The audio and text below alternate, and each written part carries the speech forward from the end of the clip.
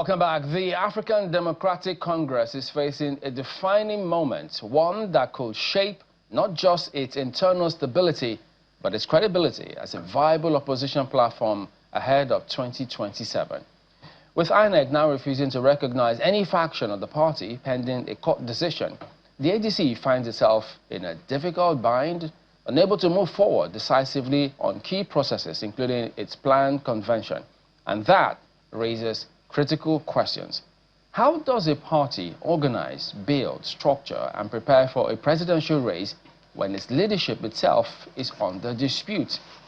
Can the ADC still present a unified front and produce a credible presidential candidate? Or will these internal battles weaken its chances before the contest even begins? To discuss this, we're joined by Abayomi Rotimi, presidential aspirant of the ADC. Good morning. Thank you for coming on today. Thank you very much for having me. I know that some hearing me will say, presidential aspirant, Chamberlain, what are you talking about?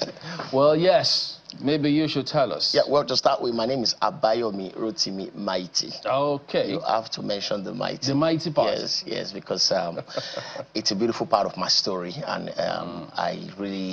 there's something about it. And interestingly, it was about Nigeria, and that was what led to me bearing the name Mighty.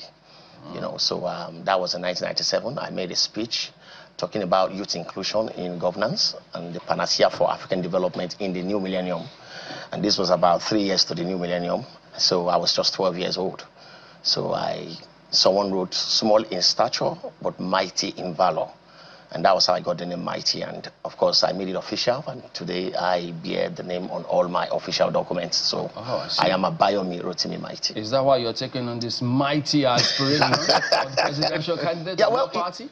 Interestingly, I've always known that I would be president of Nigeria since when I was 11 years old. Oh. So it's an intentional thing for me. And it's just a shame that we are in a country where young people are being seen as just being assistants to so-called politicians, because I don't like to call them politicians. But aren't you... I am a politician. But not... I'm not a politician, you know, so I call them politicians because majority of them do not even have anything to offer to the society other than to just play on politics and use the opportunity to get from politics to become successful in whatever they want to do. None of them can actually stand financially well without politics. People like us have made a lot of money outside politics.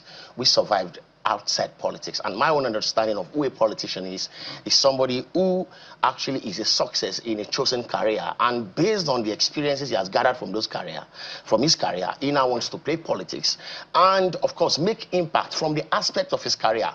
And that's why you need different persons from different angles. And that's why you need different people. So in the National Assembly, for instance, you see medical doctors who are coming from, you know, their medical experience. So you expect a senator who was a medical doctor to write bills that can strengthen the health sector of the country. You see a banker, a former banker who is now a senator, to come up with policies that can strengthen the banking sector. So it's not just one person. And you see a president who seems to understand how to take advantage of all the people who are actually experts in various fields to now come up with policy briefs and policies, you know, formulation that can actually help the society. But what do we have today? We have people who are more of political strategists than, for instance, the outgoing president there now is more of a political strategist and not of...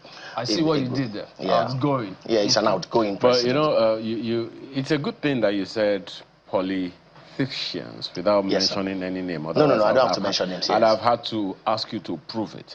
But one of the big questions anyone would want to ask you right now is, first of all, what informed you getting into politics at this time? And why the choice of ADC, despite all of this hullabaloo, so to speak? Yeah, well, I watched a movie titled Sarafina when I was 11 years old. And it talked about freedom for Africa. I'm a Pan-African anyways. I am very proud to say that I am a Pan-African. And based on that, I now realized that that was where I got my inspiration from. That if we can only get leaders who actually care for the people, then we'll be able to bring a lot of change, you know, in the society. So, and over the years, I have held some leadership positions, and I have seen how just one decision from me affect people's lives. And even now, I'm a leader in my family, and I'm able to see how just one decision from me can shape the lives of people. So I said to myself, if I become president of Nigeria with the kind of mindset I have and this skill set that I've been able to build over the years, I should be able to, you know, bring transformation to the country. And my own understanding of who should become a president is very simple. You must be very much in tune with your ability to recognize people that have capacity. You don't have to necessarily have all the capacity to solve all the problems. You just must have what I call the power of cognition. Very sharp intuition, very sound instinct, and the power of cognition to be able to know who can actually... Your job as president is to put round pegs in the round hole and monitor and ensure that the right things are being done without you having any interest. And for me, I think the first thing I bring to the table is the heart. That's number one. You know, I have this art for, I don't even want anything from anything. I just want legacy. I want my name to be talked about in the right way. So that's the first aspect. However, I had always hoped that we would be able to put ourselves together, Nigerian youth, and of course all the opposition here and there. I belong to the school of thought that nothing is absolutely bad and nothing is absolutely good. So as much as we can say, oh, this is bad, it may not actually be absolutely bad. So I still believe that we can still work with the lesser evil of the Nigerian political class who have failed this country immensely, including some big shots in the ADC. So I was hoping that we, the Nigerian progressives, young people, can actually come together and form a very solid coalition. But along the line, I realized that a lot of our fellow youth, adults alike, who are also progressive and people of like minds, they seem to have different agenda. And to be very candid, we cannot take out President Tinubu with a divided front. We have to be united. If we're not united, we're deceiving ourselves. And that was why I joined the ADC. So he's not outgoing yet until you're able to pull together? If we don't put together a united front, I don't deceive myself. He's definitely going to have a clean slate next year. Okay. So how do you see that playing out? Yeah. Because what's playing out now was clearly unexpected. Yeah, to be very candid, to be very, very candid, sir, I would want to... I understand what's really going on. And if you look at the political nomenclature of 2026 compared to that of 2014, you know, in build up to 2015 election, you know, President Goodluck Jonathan was a he's a Democrat to the core. He didn't care about what the opposition were doing. He just focused more on talking about his own programs. But I guess the opposition were very, very volatile in their programs, and they really took advantage of the fact that the presidency at the time do not understand how to play around propaganda and media strategy and what have you. And of course, the rest is history. Here we are. They were able to, how they managed to hoodwink Nigerians to believe that 1 naira was going to be equal to $1. That went far. And here we are. They actually, maybe what they meant spiritually was that $1 was going to become 1,400 naira. But they actually said 1 naira, $1. Nigerians bought it. I didn't buy it. I want Nigerians. Going forward, these guys were very volatile when they were coming in. And now that they are in power, they understood how they got to power, and they are actually fully on ground in terms of media. I'm going to give you an example. They are so very active in ensuring that no opposition is able to actually speak. Unfortunately for them, I put it this way, that sometimes you're very good at dribbling, you end up dribbling yourselves. You know, and the APC are going to dribble themselves in 2027. There are a lot of things that are going on the ground, and we are not going to speak it out. But in the fullness of time, you know, the idea whose time has come cannot be stopped. So it's definitely going to happen. No, yeah. I'm still a bit, you still haven't answered the question I asked. Because right now, it's like ADC versus INEC. And so every time I hear the ADC, for instance, talking about the APC influencing, it's like saying, in my family, I have a problem in my family, and Chamberlain is the one responsible for the problem I'm having in my family. I quite agree with you, because to be candid, there is a Yoruba adage that says that if the wall is not cracked, then the wall gecko is not going to get into it. So for me, I still want to blame the internal crisis of the ADC on the leadership style of those who are actually playing so the coalition. Let's sit with that for a while. What's the style that is faulty? Because the thing that is happening right now in ADC happened in the PDP, happened in the LP. That's actually where I'm going. That's where I'm going. And it's the same dramatist personality. And that's exactly what I'm trying to say here. That these so-called political leaders who are actually the frontliners of the so-called coalition, because very kindly I call it so-called, because that's not actually the coalition. Are you not part of it? If you hear what I said the other time, what I was hoping for was a total overhaul of the old political class. But by the realities of what we have now, that is like practically not possible. So we have to find a way to still align with these old classes and see how we can create a meeting point with, just to see that we create a meeting point. Because I will tell you the truth, one of the major problems Nigeria is facing is this. When APC was formed in 2013-14, there was no clear vision, and that was why a lot of them are fighting each other right now.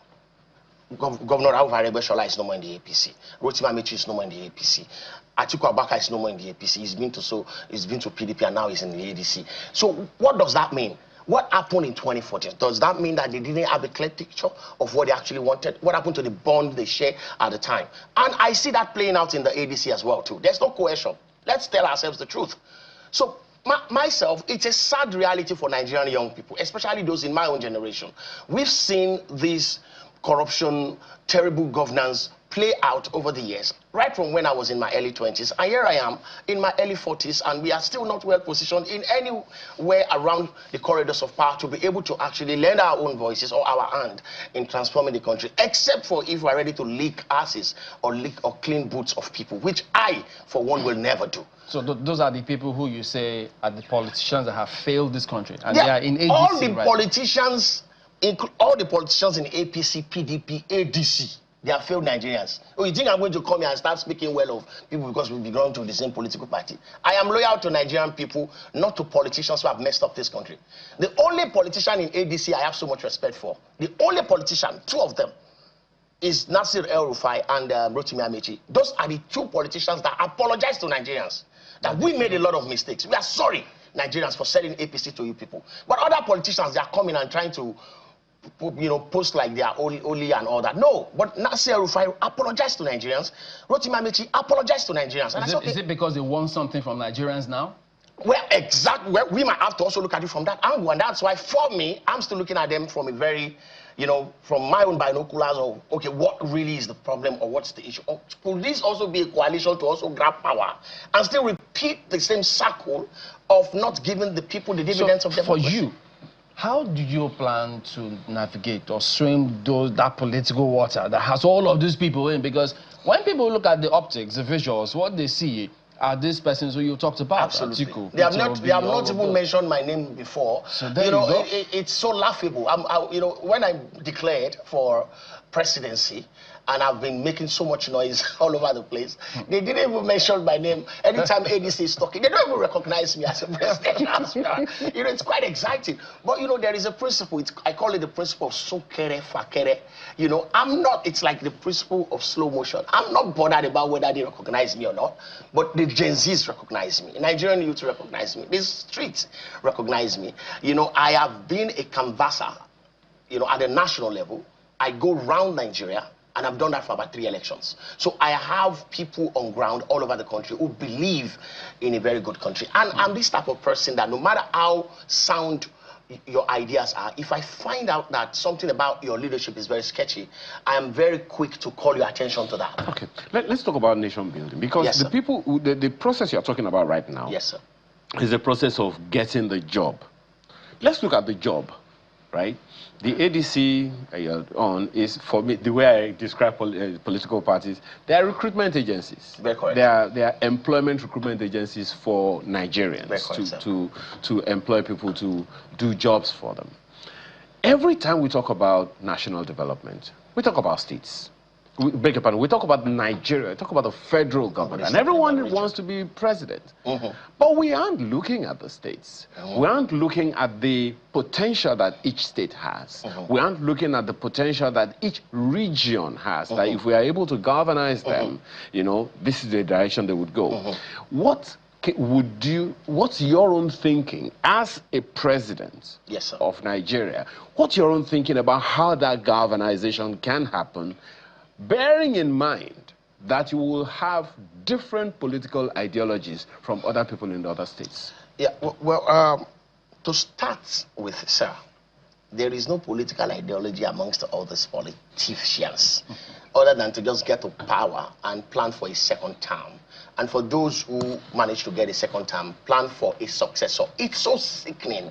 I've worked closely with them. I'm a very intentional person. Just to understand how they think, I work closely with them. I won't mention names, but I dare any one of them to say that they don't know me. And I'll bring up pictures and videos of how we work together. I know them.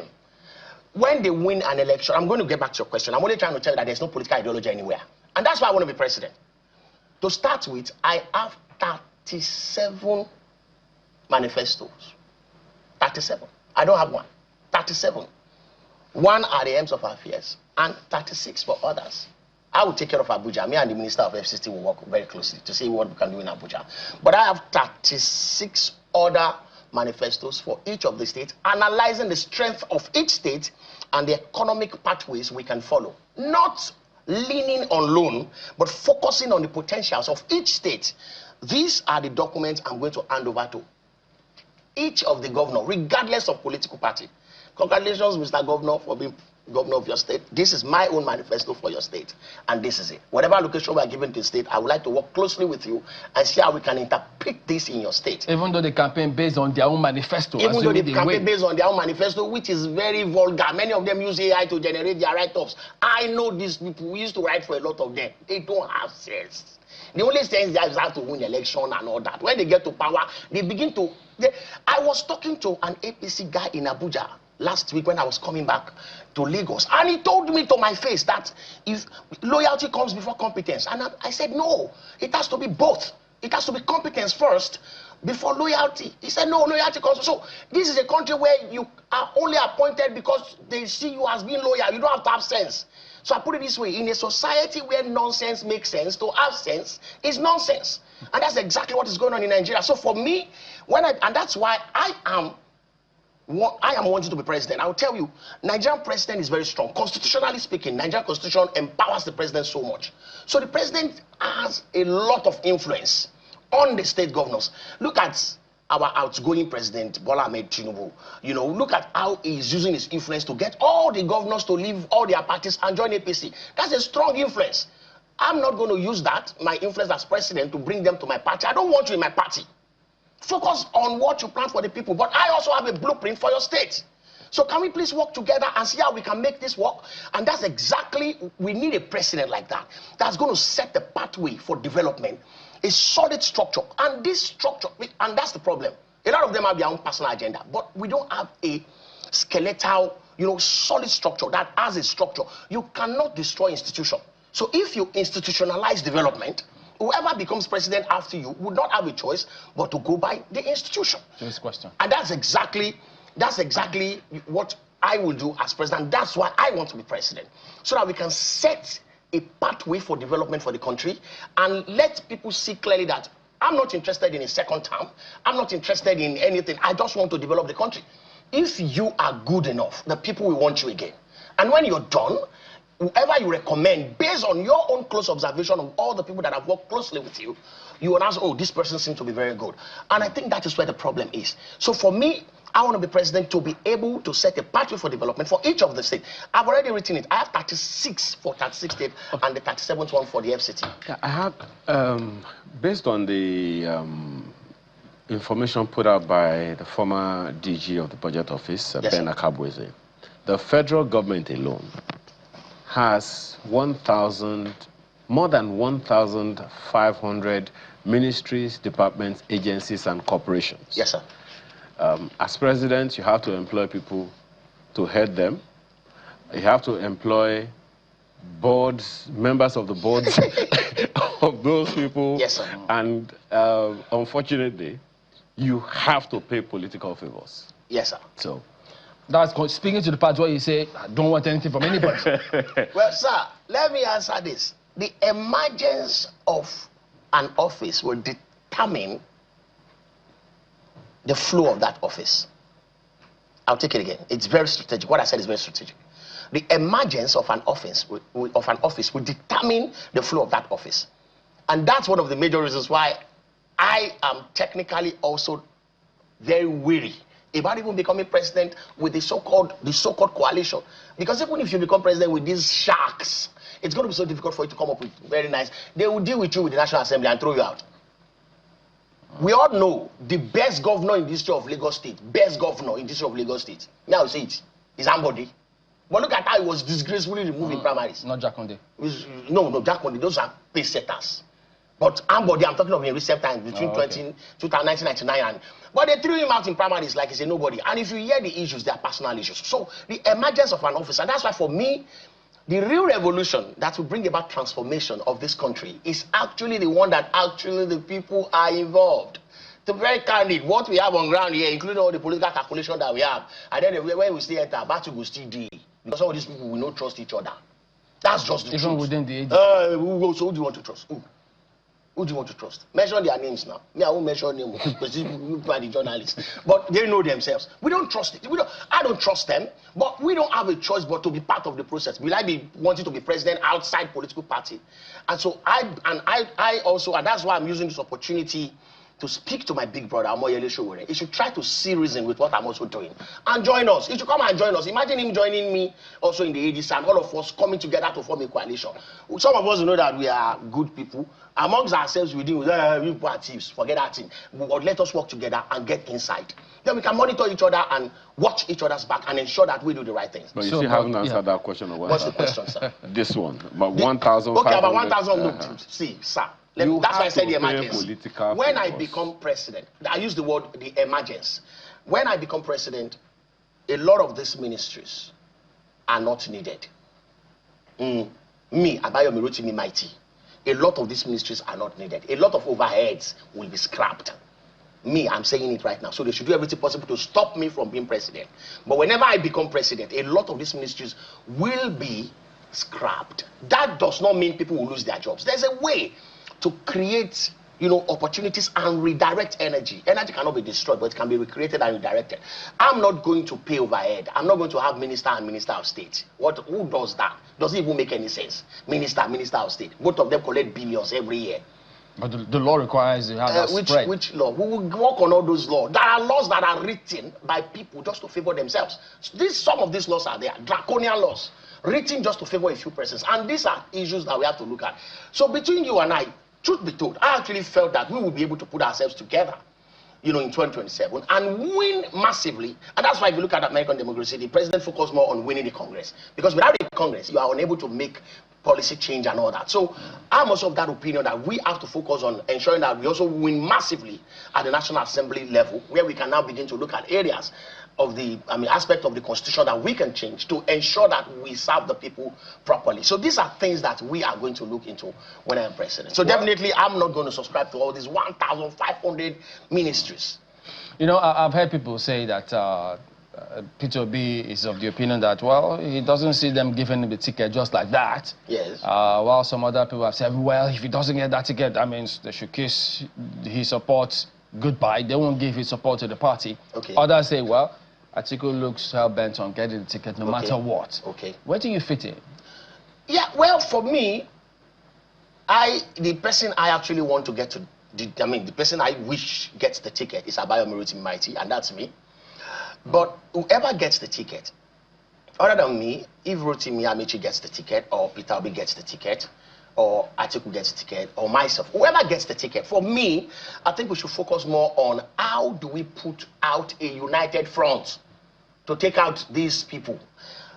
Then secondly, how do we now create a very solid democratic structure to ensure that whoever emerges as president do not repeat the same mistake of, accruing everything to himself or getting outside the development plan or outside the promises we make to the people. Nigerians are suffering from 3 levels of poverty. Poverty of the pocket, poverty of the mind, and poverty of hope. Now, no matter how well you sound, people just look at you and say you're lying, and that's poverty of hope. Because a lot of people have come to blow grammar, and at the end of the day, nothing happens. Look at our interesting international president that has earned himself all manner of names and appellations from everywhere. I wish him well in his next election. Anyways, who has made so much noise about power when he's president. Now he's president. The first thing I felt when he became president was that power would become history. What has happened to power? So what if in your party, when that time comes to your primaries, they tell you, hey, step down? I'm not stepping down. Beat me in the primaries. I'm not going to step down. For nobody? No. Beat me in the primaries. You beat me in the primaries. However, looking at the realities on ground, I'm not a desperate person, so to say. It depends on the level of conversation. One thing is sure, I'm not someone I don't want anything. I'm going to fix my generation. Sir, look straight into my eyes, and I'm looking straight to you. I'm telling you this right now, on national television. I, Abayomi, Rotimi, Mighty, will fix my generation. I'm 41 years old. No matter how much they mess up this generation, my generation, we will fix this generation. All right, we got to go, but quickly. You give the impression that the ADC, as the opposition, they are not that structured, they're not united to pull that together. Is that the point you're making? That's not the point I'm making. There are a lot of crises. Some of these crises are actually, self-inflicted. However, the leaders, so-called leaders, because without results, we have to sort this out in the next 72 hours. Otherwise, we are out. So they have to know what they are doing. Call these people, talk to them. I don't know why this man, I won't mention his name, do you think keep having problem with people. Call him, sort these things out, talk to these leaders, and sort them out. You cannot belittle people and you expect them to still want to work with you. Who can that be? Would that be former vice president? Well, I don't know. The names are out there. Well, Mr. Abayomi, Rotimi Mighty, as you heard him, he's a presidential aspirant of the ADC. He says no matter what happens, he's not stepping down for anybody, and then they want to see how they could salvage the country, I should say. Thank you, and all the best to you. Thank you so much.